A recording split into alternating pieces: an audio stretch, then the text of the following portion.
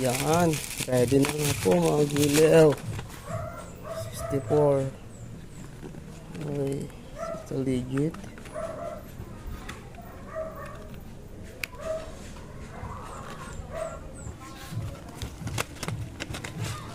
Wow. Oh, diba? Meron pang isa. Tadaan.